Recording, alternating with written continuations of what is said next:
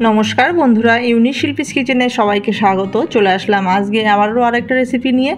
आज के आमार रेसिपि होच्छे चिली सयाबिन। तो एकघेয়েমি सयाबिन खेते भालो ना लागले एरकम चिली सयाबिन तैरी करे फेलुन। रुटी लुचि परोटार साथे खेते असाधारण लागे। ताहले आसुन बंधुरा बेशी देरी ना करे आमरा रेसिपिटा शुरू करे निই। चिली सयाबिन बा सया चिली बानानोर जोन्नो प्रथमे आमि कड़ाइते दिए दिलाम सामान्य एकटु जल। जलटा उष्ण गरम हये गेले तार मध्ये आमि दिए दिलाम 200 ग्रामेर थेके एकटु कम सयाबिन। तो एखाने 170 থেকে 80 গ্রামের মতো সয়াবিন আছে। এইবার সয়াবিনগুলোকে আমি 5 থেকে 6 মিনিট সেদ্ধ করে নেব। তো দেখুন বন্ধুরা 5 থেকে 6 মিনিট সয়াবিন সেদ্ধ হয়ে গেছে। এবার সয়াবিনগুলোকে আমি কড়াই থেকে তুলে নিচ্ছি। কড়াই থেকে তুলে নিয়ে সয়াবিনগুলোকে ভালো করে একটু ধুয়ে নেব 3-4 বার। ভালো করে ধুয়ে নেওয়ার পর সয়াবিনগুলোকে আমি জল ঝরিয়ে নেব।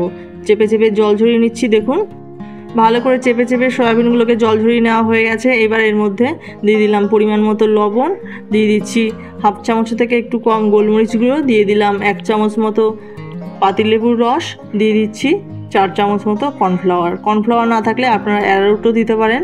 আর দিয়ে দিচ্ছি এখানে একটা ডিম। এইবার সব কিছুর সঙ্গে সুন্দরভাবে সয়াবিনগুলোকে মাখিয়ে নেব। আর ডিম যদি সয়াবিনের সঙ্গে না দিতে চান বন্ধুরা তাহলে আরও 1 চামচ মতো ময়দা দিয়ে আর একটু জল ছিটিয়ে দিয়ে সয়াবিনগুলোকে মাখিয়ে নিতে পারেন। তবে ডিম দিলে সয়াবিনটা বেশি ভালো লাগে খেতে, তাই ডিমটা অবশ্যই দেবেন। দেখুন ভালো করে মাখানো হয়ে গেল। আর একটু কালারের জন্য আমি দিয়ে দিলাম সামান্য একটু কাশ্মীরি লঙ্কার গুঁড়ো আর দিয়ে দিয়েছি 1 চামচ আদা রসুন বাটা। তো যেহেতু গোলমরিচ গুঁড়ো দিয়েছি তাই আর লঙ্কার গুঁড়ো দিলাম না, কালারের জন্য কাশ্মীরি লঙ্কার গুঁড়ো দিয়েছি। এবার সব কিছু দিয়ে ভালো করে মাখানো হয়ে গেছে। এবার 10 মিনিটের জন্য ম্যারিনেট করে রাখছি। আর এদিকে আমরা চিলি সয়াবিনের জন্য সবজি নিয়ে নিয়েছি। আমি নিয়েছি এখানে 2টো মিডিয়াম সাইজের পেঁয়াজ। তো দেখুন পেঁয়াজের মাঝখানে যে শক্ত অংশটা সেটাকে আমি এইভাবে ফেলে দিয়ে মাঝখান দিয়ে কেটে 4 টুকরো করে নিলাম। এইবার পেঁয়াজগুলোকে সাইড দিয়ে আমি পেঁয়াজের যে খোলাগুলো আছে সেগুলোকে আমি বের করে নেব। পাতলাগুলোকে আমি দেবো না, মোটা সাইজের যে খোলাগুলো আছে সেই খোলাগুলো আমি চিলি সয়াবিনের জন্য নিয়ে নেব।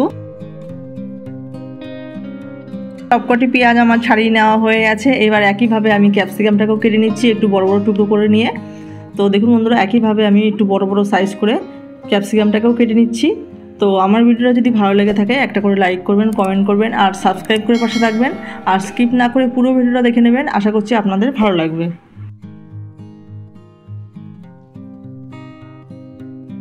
পেঁয়াজ আর ক্যাপসিকাম আমার কেটে নেওয়া হয়ে গেছে। আর এদিকে দেখুন নিয়ে নিয়েছি হাফ চামচ মতো কোচানো আদা, নিয়ে নিয়েছি 4টে কোচানো কাঁচা লঙ্কা আর নিয়েছি 1 চামচ মতো কোচানো রসুন।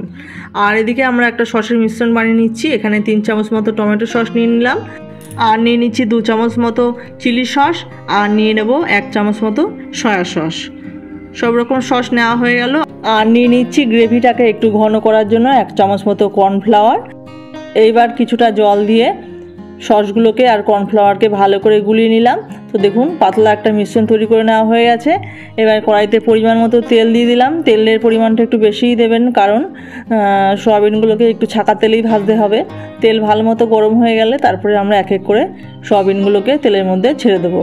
তো তারপরে সয়াবিনগুলো তেলের মধ্যে ছেড়ে দেওয়ার পর গ্যাসের ফ্লেমটাকে মিডিয়াম করে নিয়ে আমরা সয়াবিনগুলোকে 7 থেকে 8 মিনিটের জন্য ভেজে নেব। তো দেখুন বন্ধুরা 2-3 মিনিট পর সয়াবিনগুলোকে একটু উল্টে পাল্টে দিলাম।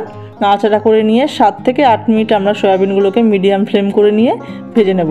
তো বেশি হাই ফ্লেম করে সয়াবিনগুলোকে ভাজতে যাবেন না, তাহলে সয়াবিনগুলো উপর থেকে বেশি পুড়ে যাওয়ার চান্স থাকবে আর ভেতর দিয়ে হতে চাইবে না। তো মিডিয়াম ফ্লেম করে নিয়ে 7 থেকে 8 মিনিট সয়াবিনগুলোকে ভেজে নেওয়া হয়ে গেছে। এবার এক এক করে সবকটি সয়াবিন আমি ভেজে তুলে নেব। তো প্রথম ব্যাচের সয়াবিনগুলো ভেজে নেওয়া হয়ে গেল। বাদবাকি যেগুলো ছিল সেগুলো আমরা তেলের মধ্যে দিয়ে দিলাম। একইভাবে সয়াবিনগুলোকে আমি ভেজে নিচ্ছি।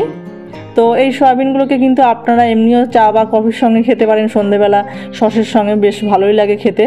তো এইভাবেও আপনার সয়াবিনের পকোড়া করে খেতে পারেন। তো দেখুন বন্ধুরা সবকটি সয়াবিন ভেজে নেওয়া কমপ্লিট। এইবার আমরা মেন রান্নাতে চলে যাচ্ছি। এইবার কড়াইতে যে তেল ছিল তার থেকে কিছুটা তেল আমি কমিয়ে রেখে দিলাম। সব তেল তো লাগবে না, তো কিছুটা তেল কমিয়ে রেখে তারপরে তেলের মধ্যে ফোড়ন দিয়ে দিলাম। যে কোচানো রসুনগুলো ছিল সেই কোচানো রসুন দিয়ে 30 থেকে 40 সেকেন্ড নাড়াচাড়া করে নেবার পর তারপরে দিয়ে দিলাম পেঁয়াজগুলো একটু নাড়াচাড়া করে নেবার পর তারপরে দিয়ে দিলাম আদা কুচি নাড়াচাড়া করে নেবার পর তারপরে আমরা দিয়ে দেবো লঙ্কা, ক্যাপসিকাম। তো সব কিছু দিয়ে 2 থেকে 2.5 মিনিট আমরা গ্যাসের ফ্লেম হাই করে নিয়ে নাড়াচাড়া করে নেব। তো গ্যাসের ফ্লেম লো করে নিয়ে কিন্তু এই রান্নাটা করবেন না।